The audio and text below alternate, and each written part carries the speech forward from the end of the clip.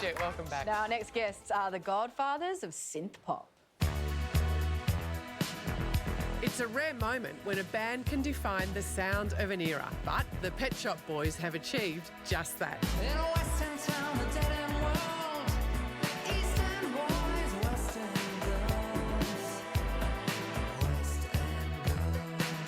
girls, It's a sound they took from the West End to the world. You were always on my mind. You were always on my mind. Pioneers of synth pop. They went on to win 3 Brits, 2 Ivors, and count the Killers and Madonna as some of their biggest fans, thanks to hits like this. It's a sin. And this. Sun in winter time. We will feel just fine. Now the boys are back with Nonetheless, a record that celebrates the spectrum of emotions that make us human. Where you gonna want you now from loneliness? Would you please welcome the Pet Shop Boys? Chris, Neil, congrats on the album. Now, what does this record represent for you? I think we're very excited about the music because we recorded it with a guy called James Ford, who's a really brilliant producer. It's a bit of a different style from the last albums, which have been super electronic. This one's got an orchestra and a lot of tracks. Actually, what's exciting is we're getting a great reaction to it from everyone. And Chris, what's your blurb? I haven't really got any blurb. I normally wait for Neil to say what he says and then I repeat it later. Yeah, we haven't totally got the spiel worked out yet, have we? Yeah. I'll have to read some of the interviews we've done, see what Neil has to say. That's a pretty good blurb to me. Whatever he said, that's where I do that with you, Georgie. You do, Sunday, actually. right You here. do with me very often. Neil, I wanted to talk about the song on the album, New London Boy. It sounds very autobiographical. Was that an important point for you? You wanted to revisit that kind of time in your life? Yeah, it's. I mean, we wrote this album during the COVID lockdown, and Chris sent this very beautiful track over, and for some reason it made me think of when I came to London in 1973 as to be a student, and it was the glam rock period. I shared a flat with 2 friends. We were all David Bowie fans, and I wanted to be a pop singer, believe it or not. And I was a songwriter, and I was also thinking about myself personally and sexuality and all of those things. And it was the beginning of all those things for me, really. Chris, are there any of your stories on the album? Well, Johnny, I didn't even realise we were making an album, actually. I was just making music and sending it to Neil, and he was putting vocals on it. And then one day he said, well, we've got the next album ready.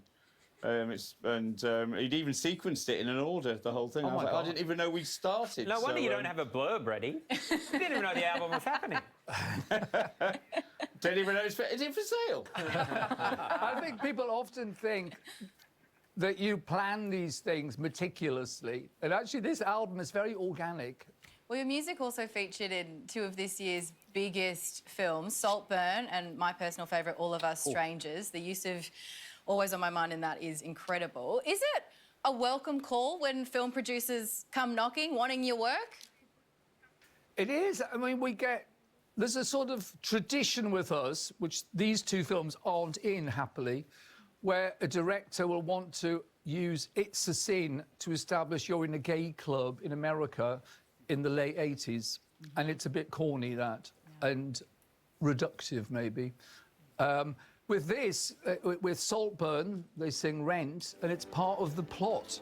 And in All of Us Strangers, he's with his family. It's Christmas, 1987. As it happens, Always on My Mind is #1, and we're even on the television in the scene.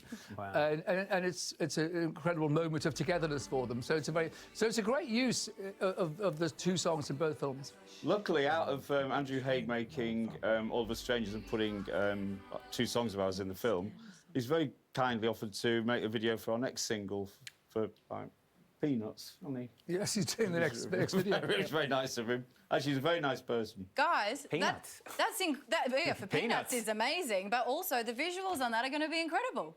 Yeah, actually, you're the first people we've told that to. Oh, wow. Speaking of film and TV, Chris, we need to get serious for a second. Picture this. It's mid-1990s We're not sometime. doing Neighbours, are we? Yeah, we're going Neighbours. Going Neighbours. This is Australian, like, this is as Australian as you can get. You had a cameo in Neighbours. Tell me everything. What do you remember about that day on the set? Well, I had this mad idea when we were going to Australia. I thought, do you know, wouldn't it be great to have a cameo role in Neighbours? And I got the record company to phone up, and never thinking that this was remotely possible.